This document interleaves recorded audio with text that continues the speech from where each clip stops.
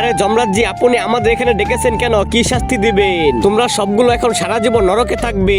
আরে নরকে থাকবো আমরা তো গরমের তেলের ভিতর একদম ফুটে যাব। তোমরা পাপ করছো কেমন করে? এটাই হবে। হ্যাঁ মহারাজ, আমাদের বাঁচার জন্য কোনো উপায় নাই। হ্যাঁ একটা উপায় আছে, তোমাদের একটা কাজ করতে হবে।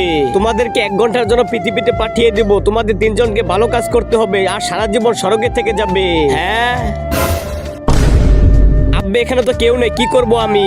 সাহায্য করো, সাহায্য করো, কেউ আমাকে সাহায্য করো, সাহায্য করো। আব্বে কি হয়েছে চাচা? আরে বেটা, আমি কি করব? এখানে 5 ঘন্টা ধরে বসে আছি, আমার 2টা হাত নেই। আমি তো হাগু দিয়েছি, এখন পরিষ্কার করে দিব কে? তুমি একটু পরিষ্কার করে দাও। দূর শালা, আমি তোর গু দিয়ে দিব। যা, তোর আমি এটা পরিষ্কার করে দিলাম, আমার একটা ভালো কাজ হয়ে গেছে, আমি যাব। আমি অনেক গরিব, আমাকে কেউ দাম দেয় না, আমি আর থাকবো না।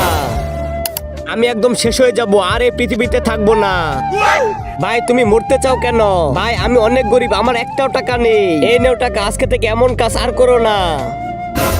কি ভালো কাজ করেছো তুমি?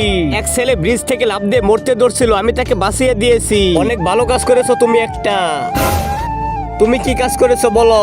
যমরাজ, একটা বুড়া লোকের 2টা হাত নাই, আমি তার গু পরিষ্কার করে দিয়েছি। এটা তো আরো ভালো কাজ করেছো তুমি। আব্বে আরেকটা লোক অনেক সময় হয়ে গেছে তো, 1 ঘন্টার বেশি হয়ে গেছে, আমি যে দেখি কি করে। তার আগে আজকে দেখবো তুমি কি মন্দির ঘরটিকে বেশি ভালোবেসে থাকো নাকি আল্লাহর ঘরটিকে বেশি ভালোবেসে থাকো। যদি তুমি আল্লাহর ঘরটিকে বেশি ভালোবেসে থাকো তাহলে এই ভিডিওতে একটা লাইক দিয়ে চ্যানেলটি সাবস্ক্রাইব করে দিবে। আর যদি মন্দির ঘরটিকে ভালোবেসে থাকো তাহলে কিচ্ছু করার দরকার নেই, আর কমেন্টে লিখে দাও আই লাভ ইউ আল্লাহ।